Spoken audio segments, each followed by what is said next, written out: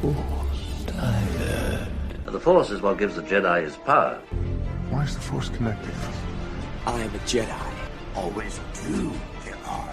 We're a dyad in the Force.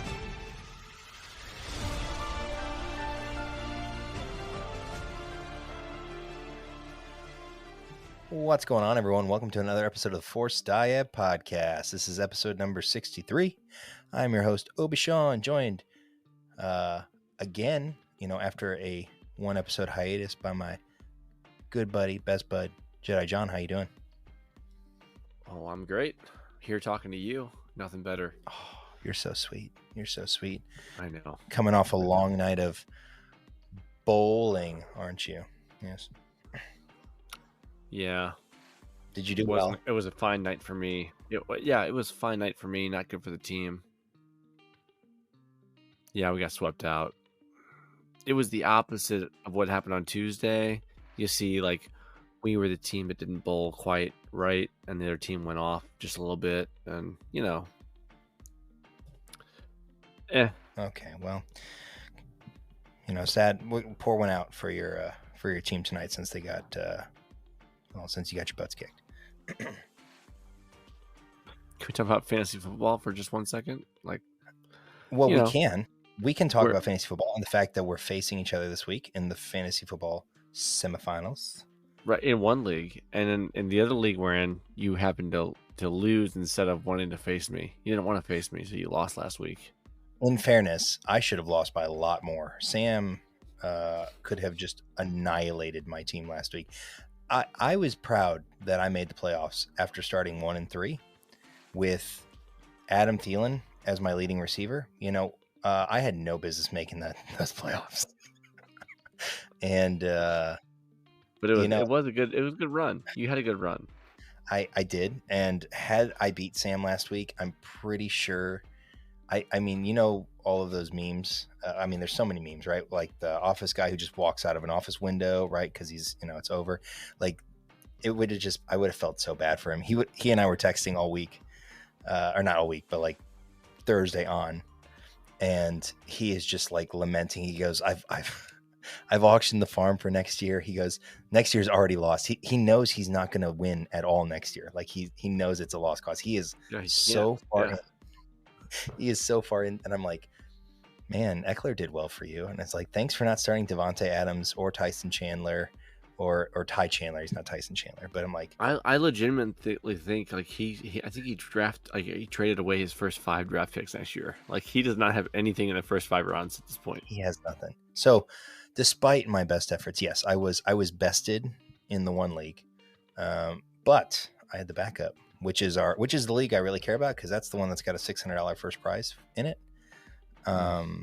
So you and I face each other this week. We are the second and third best teams, you being the second best and me being the third best this year. So even though we had the same record. Thank you for recognizing that. You pinched me on points by about, 40 points or something like that. So regardless. That sounds like I had a better team. That's what I'm saying. You do. And so your team's off to a good start this week.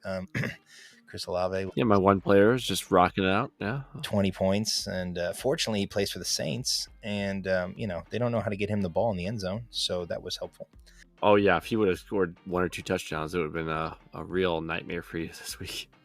I am my team in that league. I don't even know how I won 12 games. Like I'm looking at my team. My team is. That's how I was.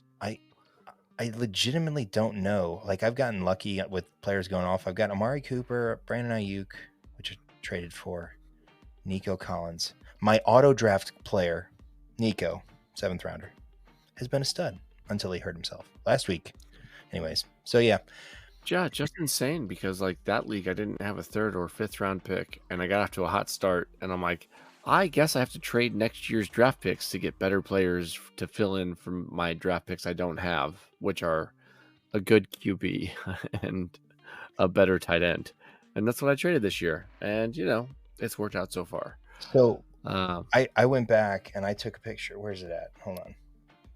Pause. Did you take a picture of the draft picks? Not the draft picks, but where we were projected to finish in this league. Oh, I had like a D plus draft at a like 4 and 12 or something like that, or 4 and 10. You were supposed to go 2 and 12. Oh, You were projected perfect. to finish 11th. Yeah, Uh, yeah. and I was That's what projected. happens when you don't have a 3rd or 5th. I was projected to finish 8th at 5 and 9, and so Danny is the only one who is like performing the way him and Devin to an extent, but yeah, they were actually projected to make the playoffs. John was projected to be in first place, so Yeah, I remember that. Yeah, he finished what, 9th? yeah, he did not. Well, still duking it out in the consolation bracket. Yeah, he's going for that first overall pick. So, but yeah, hopefully I can best you this weekend. I'm not holding my breath. I'm relying on Breece Hall, who plays for the Jets, of course, which, my God, horrible. Good luck. I'm relying on Isaiah Pacheco's, half attached shoulder, Jonathan Taylor's newly surgically attached thumb, Amari Cooper to catch passes from a 38-year-old Joe Flacco. He might do it though. He might do it. And who have I got? No, I'm not holding that hope. And I got to hope that Dak does something against the Dolphins. So, if I break 100 this week, I'll be happy. So, congrats on making it to the championship. I'll just put that out there now. Well, we'll see. Yeah, I don't say that yet. I'm saying I don't like that. I don't like that. I'm getting the bet. I'm putting the juju on you. Nope. Yep. No. Congrats. God, I don't believe it. I hope that you beat Danny next week. Yeah, Dak might go out for 40. He won't, because he doesn't do that. So he has. So that's our fantasy football wrap, since we haven't had one of those in like 2 months.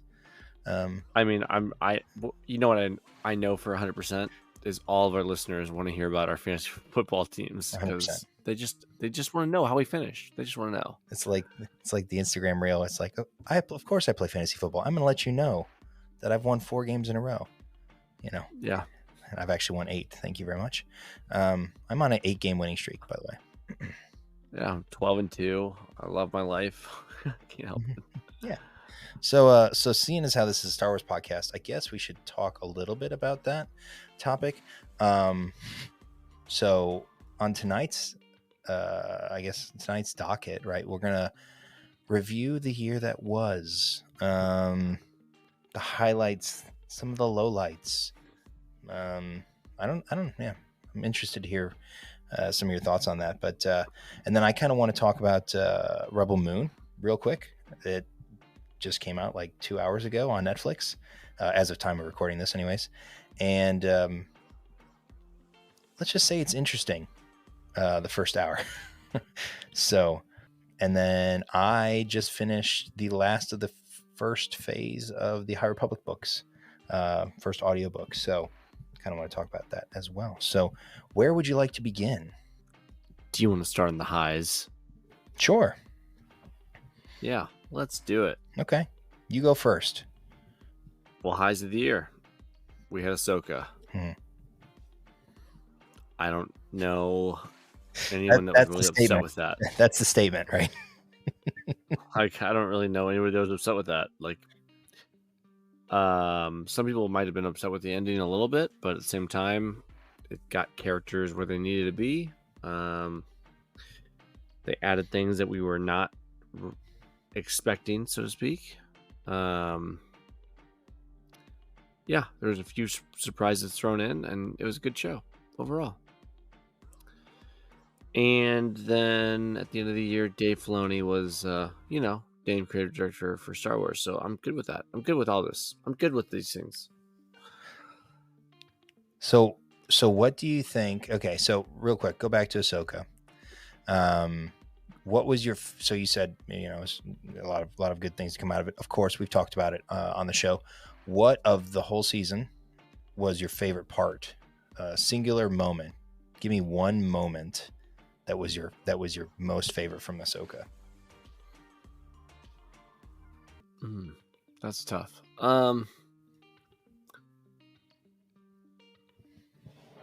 Wow, that is really tough. I think I'm gonna go with.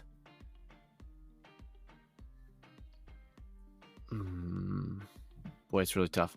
I'm gonna go with Balin and Ahsoka's duel, the first duel, when he yeeted her off the cliff, as the Gen Zs would say. That's right. Right? No, but I think that was probably my favorite moment of the series. Mostly because you kind of knew it was happening, but you didn't want Ahsoka to lose the duel. And then when she fell off the cliff, and then we got the finale for that episode, was her waking up in the world between worlds. It was, yeah, you knew, well, it was the affirmation, I guess, that you were correct. So it was good. That who was correct? Anyone that pays attention to Star Wars knew Ahsoka was going to end up in the world between worlds. Yes, I see. And Balin kicked her into it. But during the duel itself, it was actually pretty meaningful because you could tell that Balin was also searching for a higher power than what was currently represented in the universe, based on what he was telling Ahsoka. So pretty cool. Yeah. What about you? Well, no, hold on. Oh, you have We're more gonna go back questions. I don't like this. I have don't like I have this. now I have a follow-up question about the Dave Filoni news, right? Because when we talked, I don't know, a week and a half ago about trying to record, the plan was to talk about recent news, which of course that was one of them. So my question to you regarding the promotion, I guess, even though I feel like he was already kind of in that role and they just made it formal. Do you see, I guess, what do you think his new appointment will do as far as like the flow or the path of Star Wars development? Because right, we've got like the next 3 or 4 years kind of already lined out as far as movies and stuff. Like, what do you think his new appointment actually brings beyond what he was already doing? Oh gosh, it's tough. It's tough because you think he's already doing the job, right? A little bit, right? To an extent. I think now he becomes more of. I think of Kevin Feige in the Marvel universe, in the first wave of Marvel movies, and even the second wave of Marvel movies that came out. He was creating an entire universe that would play off each other throughout every movie, throughout every TV show. Well, at that time it was only movies. So everything that came out for Marvel was being connected in some way in the timeline. So I just imagine Filoni going along that path of it needs to be connected somewhere. It doesn't have to be necessarily character to character or anything else, but something has to connect it to the original timeline, whatever it is, which I'm excited about for him because I think that gives him a lot of just creative power that he will be able to go after whatever he wants to, and he might tell stories outside of the main story, but that intersect somewhere, and still make it make sense, which is what we all want. Like, in most cases, most Star Wars fans are not asking for completely separate stories that don't connect anywhere. They want the connections somewhere, and I think Filoni does a good job of feeding that need along with creating something new.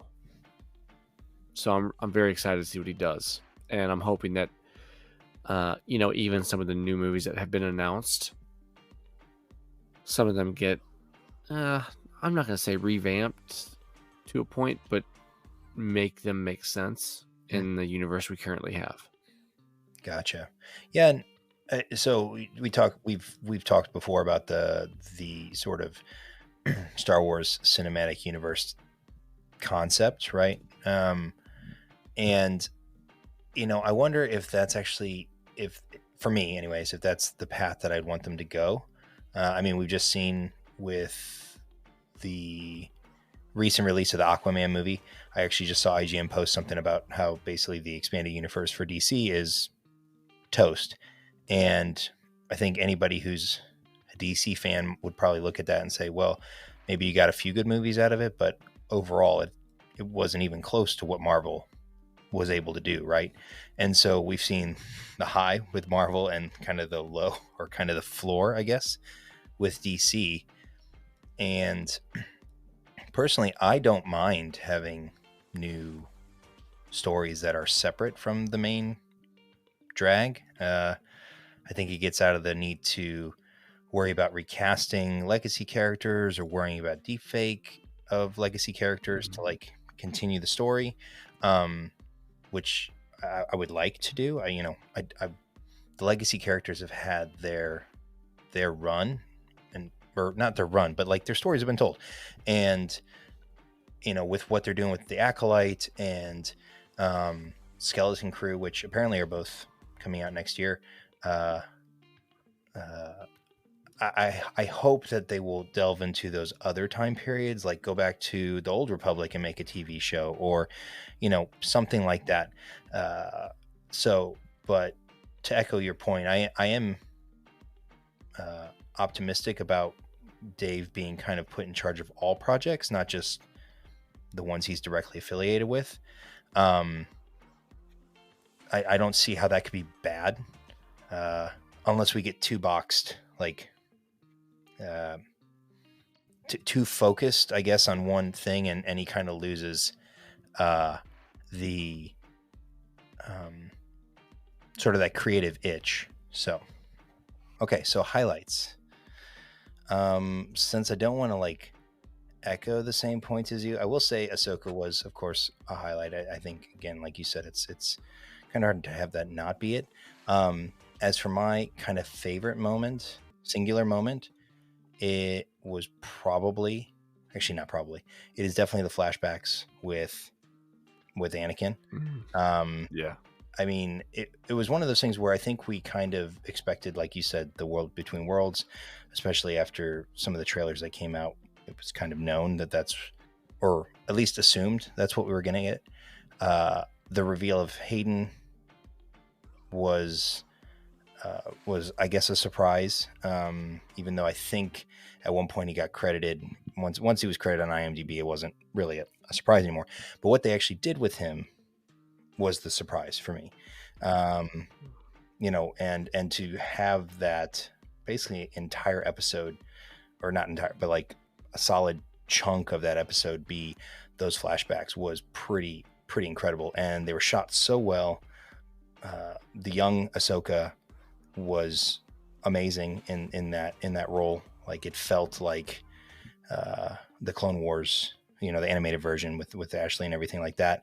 And then of course what we get at the very end with Anakin almost getting his redemption, or not redemption, but like completing that arc through the Force, and then kind of transitioning to a Force ghost that can manifest in the real world, right? Like, he doesn't have to live in the world between worlds anymore. Yeah.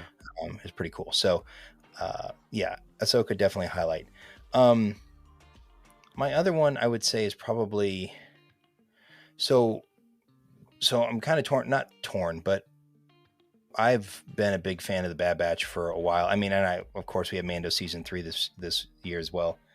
And we got more of the background with the cloning, and those last couple episodes on Mandalore were amazing. So I'm kind of going back and forth between Bad Batch and Mando as kind of my other highlight. I guess of the two, I'm going to pick probably Mando by just a skosh. And that's primarily because, like I said, we get to go to Mandalore, or got to go to Mandalore. You get the introduction of the Shadow Council, which is great because it's starting to connect things to the sequel trilogy. Same thing with Ahsoka, right? With the Return of Thrawn, which was another phenomenal, moment. And so getting the background with Gideon and the cloning, and kind of that for the bips and bobs that were in between, like some of the more interesting episodes. I think the series or the season as a whole was really solid. And I mean, you got the Mythosaur. So I don't know where it's going for season 4, but I overall I was pretty happy with after on retrospection, or on reflection, not retrospection. On reflection, I actually found season 3 of Mando to be very, very enjoyable. I'm so proud of you. Why is that? I just didn't expect Mando season 3 to hit you so hard. Yeah. Well, perhaps there would have been. I mean, I could have said celebration, but we weren't there this year. Unfortunately, we didn't have the Star Wars Day at San Diego Comic-Con, so couldn't really say that either. Visions was good, but I mean, yeah. You know, the High Republic comic stuff that I have has been a lot of fun. The High Republic is in such a phenomenal spot; it's not even funny. The High Republic can do whatever they want right now, and they'll probably win. They'll win. It is like the new, like, so we're on phase 3 now, right? So we're after phase 1. So phase 1 was the middle, phase 2 was the prequel, phase 3 is now after phase 1. And yeah, where we're at with that is fantastic. So, I mean, outside of the TV shows, the High Republic for me is just a win. Just the umbrella is just a win. From the comics to the shows coming out to the books, so good. It's fantastic. So I hope that they do a lot of stuff with that. Yeah. So maybe that's my third highlight is just the High Republic in general. I like it. As you know, you're gonna talk about it later, but I jumped into the audio book of the first High Republic book made, and I'm just like, I'm only 3 chapters in. Yes. But I'm hooked because those first 3 chapters were all very, they're very, well, it's hard because they connect you to characters that ultimately you won't see again, because the first 2 chapters of the first book, spoiler alert, but you know, a lot of them do not make it to the next chapters, so to speak. So it's very interesting, but it's a lot of fun already, and I'm only, like I said, I think it might be 4 chapters in now, but it's just insane listening to, you know, you start connecting to these characters based on what they believe in and what they want and what they're trying to do, and then it just doesn't work out the way you want it to for them. So it's very interesting. High Republic is just so good. Yeah, once you finish Light of the Jedi, I want to have like a separate like just a brief. I want to hear your thoughts on it, because I've been wanting to talk about that for years at this point, because it's been out for 2 years now, and yeah, we'll finally be able to talk about it. So I look forward to that discussion. Can't wait. So, all right. So those are some of the highlights, and then sort of a precursor to our discussion here in a few minutes. The lowlights for you. What was your where? Oh no, I want to hear yours first. I gave my highs first, so right. You give your lows. Okay. All right. So low light for me. You could probably guess it.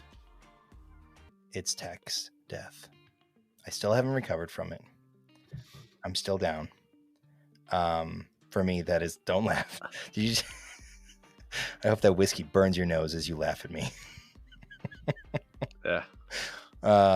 Anyways, yeah. So Tech's demise for me. It again makes sense, of course, in the telling of the story and everything like that. But I tried telling you so many times. Yeah, I don't know. I didn't want to believe it. So, that sucked. Another low light, and it's not so much because of, I mean, for media in general, the strikes this year were an unfortunate thing that had to happen, for the betterment of those who create the content that we get to enjoy. but in the same breath, it meant that those who brought characters and stories to life were unable to, in a way, share it with the fans, whether that was through social media or through conventions or through media like marketing stuff, right? And for as important as that whole process was for the actors and the writers to get the compensation and protection that they needed, one of the downsides certainly for us as people who enjoy the things that are made is those actors and those creators didn't get a chance to really revel in the enjoyment that we as fans got to have. And of course, Star Wars wasn't the only thing affected. Yeah, everything was affected. So, but it was definitely one of those things that definitely wasn't a highlight of the year. And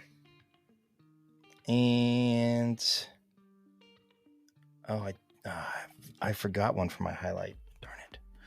Oh, well, say it now. I'm gonna go Just back. Bring it up. So for me, I was gonna say Jedi Survivor was another highlight of the year. Oh, that sucked. I don't know what you worried about there. You haven't played it yet, so you shut up. Yeah, I won't go into detail on that. I should have talked about that in the last segment. But yeah, so the other thing, and I'm going to say Mando. There's parts of Mando that were lowlights for me as well, just because of. So it can be both, right? It can have good and bad, right? So the way that not that the Darksaber is an important thing for me. It has no intrinsic value to me. But I feel like the way that we got to Bo being the wielder of the Darksaber and everything like that, it felt what's the word? Cheap. Yeah, I was gonna say cheap, but cheap's not the right word. Like it was almost like a cheat, like a cop out in a way. Like it didn't have the gravitas that it was a cheap thing. Yeah. And it was based on a technicality, which I don't even think is a valid technicality. And it's just immediately accepted by everyone without any sort of, retort. And I feel like for that moment, and I understand that they ended up destroying it and effectively pointing out the fact that the symbols of the dogma is what's actually holding them back. And that makes sense. And I don't care that they destroyed the Darksaber. It's just that to get to that point felt very like it was based on a technicality and it was cop out, and it was just kind of it could have been so good and it just fell flat for me. That's fair. That's all I got. What about you? Oh, that's all? That's it? Well, let me think. Am I forgetting something? Is there a big thing that I missed that I'm forgetting? Probably. No. Yeah, that's it for me. I don't think so. We'll keep it short. Concise. Try to keep it concise. Yeah, worst in Star Wars this year for me. Star Wars Celebration wasn't in the United States. Mm-hmm. That sucked. It forced a miss for me. Mm-hmm. Sorry. Mm-hmm. I know it wasn't bad for all you European listeners, including London, obviously, but yeah, not being here forced me to miss. Mm-hmm. So, along with my daughter, whatever, don't worry about it. Yeah, that was rough. Mando season 3, boy oh boy, so many good things, and then I've just not echo it, but agree with you that the Darksaber conundrum is just a lost item for me. Like, they could have done so much with it, and even if Din had to yield during the battle because he doesn't care about their like traditions or anything like that, but like if he had to yield in battle and give it up, he would have done so. So like I would have rather Bo kicked his ass versus what's his name? Wolf. Axe Wolves. Axe Wolves. Sorry. Yeah, Axe Wolves. So like, I would have rather Din been in the battle there, and I would have rather it been public, because for a Mandalorian to take power, it has to be a public exhibition, so to speak. So I would have rather seen that. But the way they did it, a little bit of a cop out. It was okay. It worked, but I would have liked to see it differently.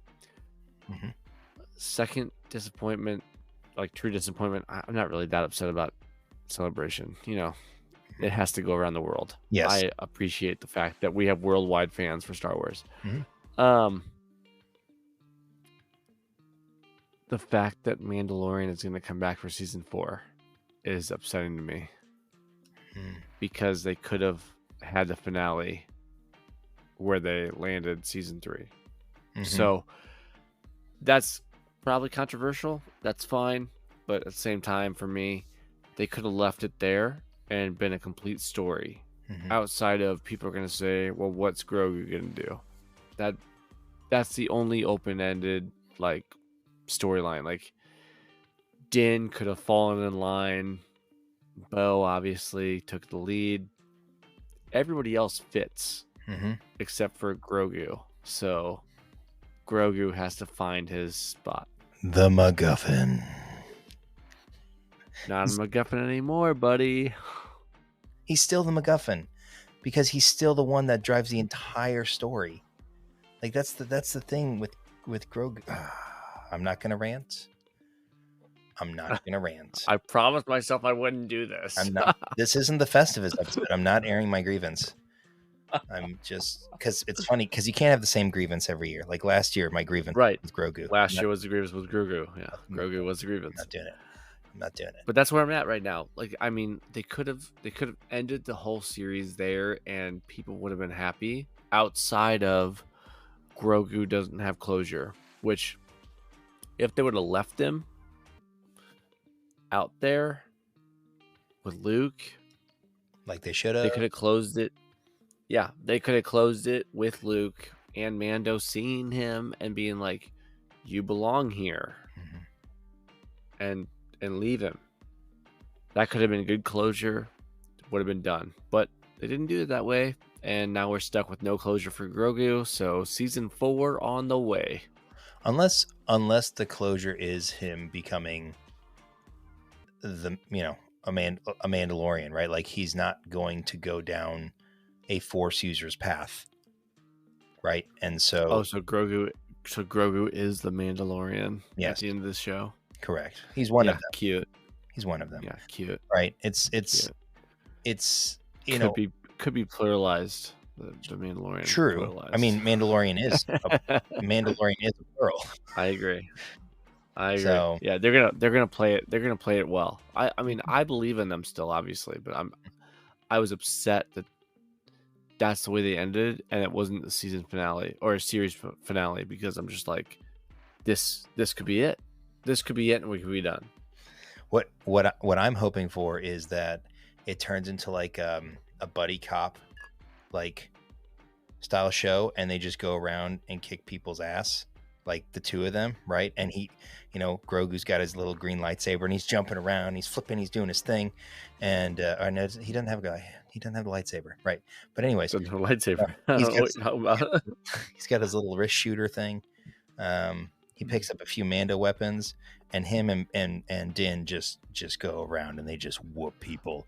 And it's like, that may, and it's and every episode ends with him doing the deal with it. Like he slides some sweet stun of shades over his eyes, and then it cuts to the Who scream, just like at CSI Miami, and there's going to be some weird kitschy gag joke to end. You know what I did not add in my favorites for this year?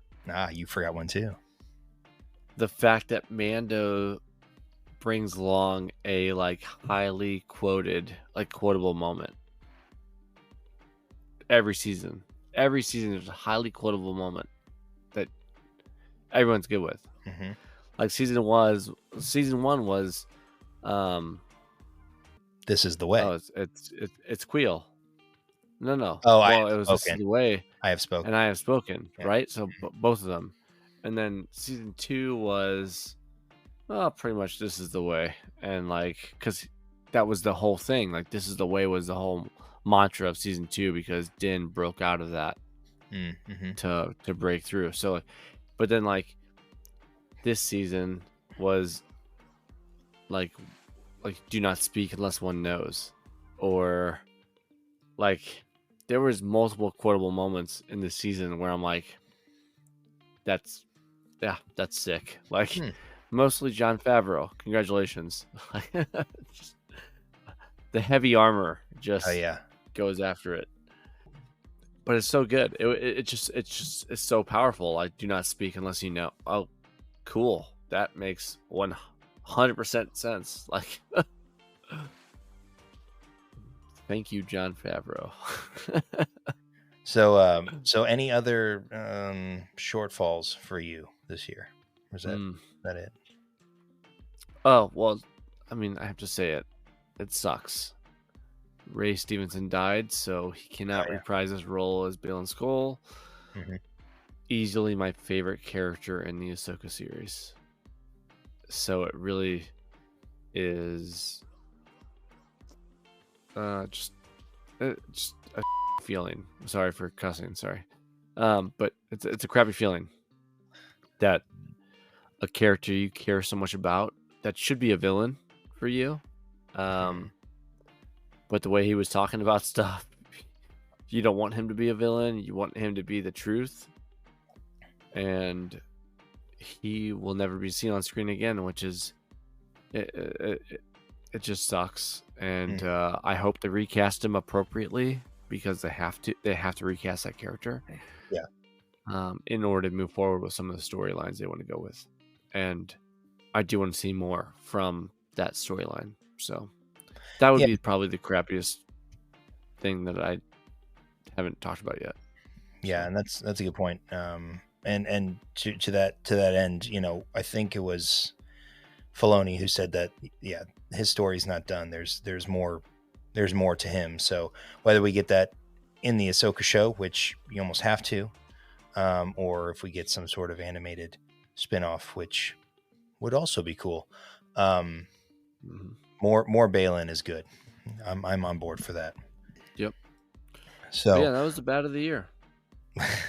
So then, looking ahead to 24, what's the what's the one, because I kind of want to do a 24 like preview as an episode. So, but what's the one thing that you're most excited for next year? That's tough, Sean. It's tough. I asked the hard-hitting, tough questions. Yeah. You didn't ask Biden these questions. No. Just you. Oh God. Sorry for the crossover. Sorry for the crossover, and They won't let me moderate those sorts of things. oh, that's fine. I would that's ask. fine. I would ask questions that would confuse and stupefy those people.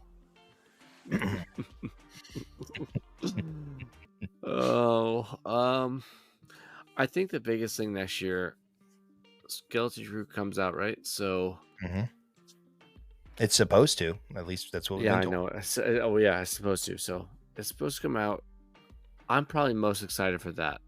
I want to see how it plays into the universe. I want to see Jude Law. Mm-hmm. I love him as an actor. Like I think he's a fantastic actor. So like, I want to see what he does with his character, whoever that is. Mm-hmm. And I'm very excited to see just where it fits in the universe. And I'm excited to see a new take on. I said earlier with Filoni's direction, right? Like I'm excited to see where he takes it. I hope it connects. It doesn't have to connect to a main character, but it has to connect somewhere. I think that's what fans are looking for, personally. Mm-hmm. So I hope it does. And then I'll be good with it. If that's what happens, if it connects anywhere in the storyline currently, I'll be happy with it. And Jude Law is an amazing actor. So, yeah, I'm excited for that. Because Acolyte's 2025, right? Acolyte's coming out No. next year, too. No, it's not. Yep. No, it's not. Yep. Actually, because Kevin Scott actually posted. So that's what I was going to tell you is that Skeleton Crew is a High Republic set show. So both Acolyte and Skeleton Crew will take place in the High Republic era. So, and he posted something yesterday. Oh, yesterday. Cool. Or no. It was either Tuesday or Wednesday. It was either Tuesday or Wednesday. About, High Republic fans, keep an eye out. These shows, are coming next year. So the statements have both of them showing up in 24. So I can't wait for my disappointing facts for next year when Acolyte does not come out. I'm just kidding. Well, so that's the thing. I mean, I don't have high hopes for Acolyte coming out next year. I just don't. I just don't believe it's going to happen. I think they're too far out. I think that Disney is bleeding currently, so I don't think Acolyte's going to get the attention it needs. I think Acolyte's going to be the one that gets bumped. So we'll see what happens, but that's my prediction. Andrew got bumped. Yeah, and they have a completely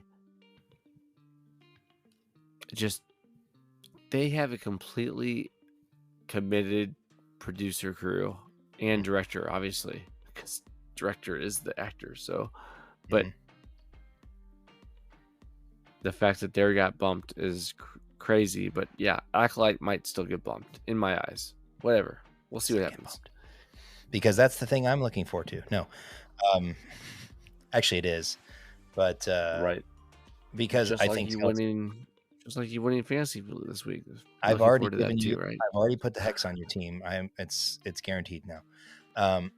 But I think that Skeleton Crew will tie in some way to Acolyte. But of the shows that are supposed to come out, yeah, Acolyte's the thing I'm most excited for. I'm going to throw a curveball. It's not even a curveball. And I'm actually going to say that I am most looking forward to Star Wars Outlaws. Oh wow! I believe is supposed to come out next year. I guess I better confirm that before Why? Why is that your favorite? Why? Well, so I loved Jedi Survivor. And the trailer I saw, I love the Assassin's Creed games. I love Star Wars games. So the fact that we're going to get a blend of the two, with,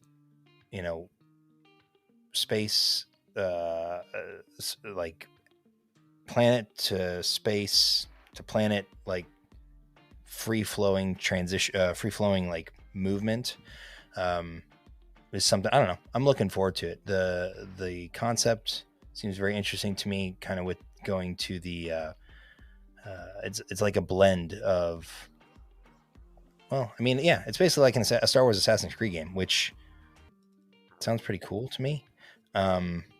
And seeing as how it may be relatively light on the, like TV side of things, just because of everything that happened this year, pushing productions and stuff back. I think that Outlaws will be one of those tentpole type things for 24 as far as Star Wars is concerned, beyond the comics and stuff like that. Obviously the High Republic's firmly in phase 3. I already kind of mentioned that. I know that there are a couple books coming out next year. So that's going to be awesome too. I'm actually going to roll straight into phase 3. Now that I finished phase 1 and just kind of continue that story. So Star Wars Outlaws and phase 3 of the High Republic are going to be the things that I'm most looking forward to for next year.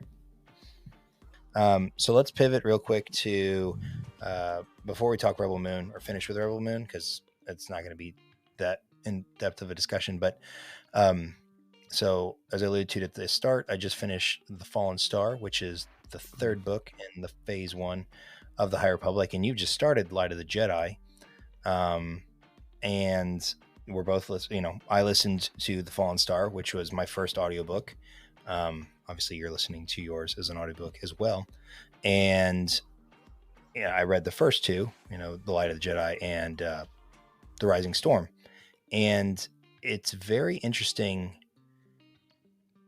how you experience the story when you read it versus when you hear it read to you, with all of the post-production stuff as far as like the music, the sound effects, the amazing narration by Mark Thompson, who is an absolute, he's incredible at what he does, as far as providing the voices for the characters, reading it with such energy and emotion, like you can picture the characters experiencing things a certain way, or saying certain things, or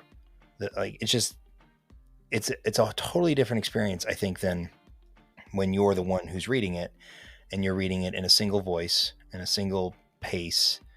Yes, you can still imagine things and get emotional and know that what things are coming. But when you listen to an audiobook, it's almost like you're not watching a movie, but it's almost like you're experiencing a film, the way that it's done. And, as far as the story is concerned, The Fallen Star was excellent. Things happen that I was shocked by. Other things was like, oh, yep, saw that one coming. Which kind of happens when you read a trilogy of books. But I'm curious, you kind of talked about it briefly, but you're, 6 or 7 chapters in. What is your experience been with listening to the audiobook? I mean, I think it's been great. I think if you have time to listen and be engaged with a reader, it's fantastic. Like right now, I currently have an hour and a half every day that I can listen to an audiobook between my commute. So, if you have time and can pay attention while, obviously, like for me, driving, like, I mean, at least you're not reading something, right? Like you don't have the book in front of you, so it's good. It's a plus, right? But if you are just looking for something to listen to, the narrator is who? I'm sure you said the name, Thompson, right? Yeah, Mark Thompson. Yeah, just listening to him act out the characters you meet in the first few chapters, you'll fall in love with the way he reads the book. I mean, he disguises his voice well enough to where you know who's talking when they're talking, and on top of that, it's such a calming voice when he's just reading the narration of the whole book. It's phenomenal. And you don't lose those spots when you're, like for me, when I'm driving to work, like when I'm hearing him just voice narration versus character lines, like you're still in it. So it's amazing. And this is my second audiobook total ever, and I'm very, very impressed. So can't go wrong. Yeah, I'm excited to get your feedback as you go through the book. Obviously, you're in the great hyperspace disaster portion of the story, and there's an entire second act and third act to come, right? So the first, I think it's 10 or 12 chapters, it's super intense, it's super chaotic. You're bouncing between 5 or 6 different perspectives. You've got people on the planet's surface, you got people in space, you got people on Coruscant. You're all over the place, and it's utter madness. And like the reading it, like physically reading it myself, like every chapter, it's like 3 hours to impact, 2 hours and 30 minutes to impact. Oh, like, they do it. They do that on the. I know. On the Audible too. Like they read it. They read the time. Chapter 6, 3 hours to impact. Yeah, that's crazy. You're just like counting down. You're like, something is going to happen, and it's just so super tense. And the way that Charles Soule wrote it was fantastic, and the way that Cavan Scott wrote The Rising Storm is... I was actually I was going to insane. actually ask if Charles Soule wrote the first book, because it Yes. feels, just listening to the reading, it feels like a Charles Soule product, and Mhm. it's I had a feeling, but I didn't know for sure, because I know Yes. him, Yes, Charles. Kevin, Mhm. Justina, like they all, like so many people worked on the High Republic, the Project Illuminati, right? Or No, is that right? not Illuminati. Illumination. Pro- not Project Illuminati. Illumination. No. Project Luminous. Illuminous. Yeah, thank you. Sorry. Illuminati. Illuminati. They might be the Star Wars Illuminati Oh anyway, my this god. way. But But yes. yeah, Illuminous. Sorry. Yeah. But No, not I Illuminous. This is not a Disney it's fireworks spectacular. It's Project Illuminous. Luminous. Just a no. There's Oh, no I, Luminous. No, just not Luminous. Illuminous. No, Luminous. not Illuminous. No, Luminous. Just Luminous. Just yes. I'd rather see the fireworks, Sean. Jeez. Well, I'm glad you're jeez. enjoying it. Oh, jeez. Yeah. Jeez. Yeah, but yeah, Charles wrote the first book, Kevin wrote the second book, and Claudia Gray wrote the third in the adult. Right. Series, And Justina's on the kids' end. And I think she wrote the young she's adult. writing the fifth. And Daniel Jose Odor wrote one in phase 1. That is. Right. Right. So I think phase 3. I think George Mann has a book. And I think I'd have to go back and look at it, but I think the first book is George Mann's, or he did the one about the Nihil, which you'll learn that the Nihil are probably one of the most formidable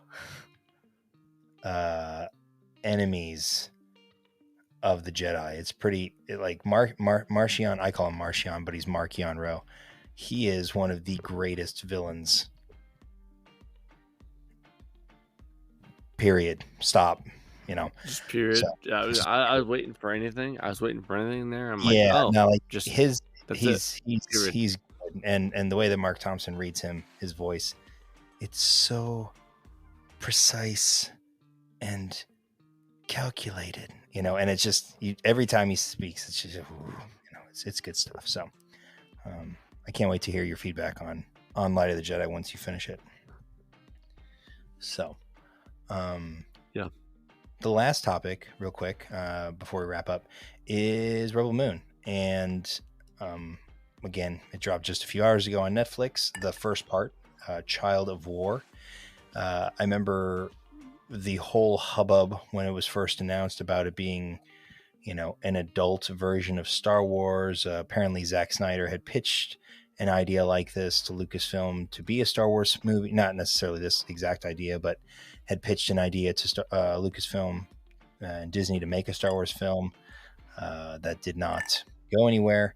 And so there was the whole concern about, would this be, how would this be? Like, what kind of film story would this be? And so the first one, it's 2 hours and 15 minutes long for part 1. Part 2 comes out in April, I think. And my first impressions about halfway through, I think we as Star Wars fans are safe. I haven't honestly been that impressed by it yet. Again, it's still pretty early, but I'm halfway through, and it feels like a mix of the Lord of the Rings mixed with elements of Star Wars. Like portions of the first act or first half of it is almost like not direct rip from A New Hope, but let's just say you start out on a deserty type planet with farmers. The farmers are assaulted and kind of overrun by the Imperial element. A single individual has to leave home with a sidekick who then has to go and try and find a resistance group, I guess a rebel group to sync up with or link up with. But her main target is this old general that used to fight, right? And so she bounces around between the first place she visits as a canteen, as a bar, and she ends up picking up a partner there that joins her ragtag crew after a bar scuffle. And then that guy happens to have a ship. That's convenient because they got to get off world to go find this other person. And they happen to go to this other place to find another character, and he has to tame some sort of flying beast. It felt like How to Train Your Dragon with Hiccup flying toothless. And so and so they're slowly building this team, which feels very much like the Fellowship from the Fellowship of the Ring, and mixing in sci-fi elements. The visuals are okay. The backgrounds actually look rather fake when they're on planet. It's kind of weird. It almost looks like they're working in like on a soundstage. But yeah, I mean, I expected to get a little bit better, but put it this way: adding curse words to Star Wars movies won't make them better. You know, so I again, if this was even remotely kind of the planned pitch to Lucasfilm, I can see why they shot it down, because I'm not really feeling it yet. I'll give it the full chance. I'm going to finish it probably tomorrow, but yeah, for what it is so far, it's really underwhelming. So be curious to know, if there's any listeners who've watched it or are planning to watch, who have watched it, what your thoughts are. Be sure to reach out to us and connect with us on our social medias. So with that, I think we're going to bring this episode to a close. If you do like the stuff you hear, please consider liking, subscribing, rating, reviewing, doing all that stuff, following the show. The links to our social channels will be in the show notes. But with that, we're going to bring this show to a close. For Jedi John, I'm Obi-Sean, and until next time.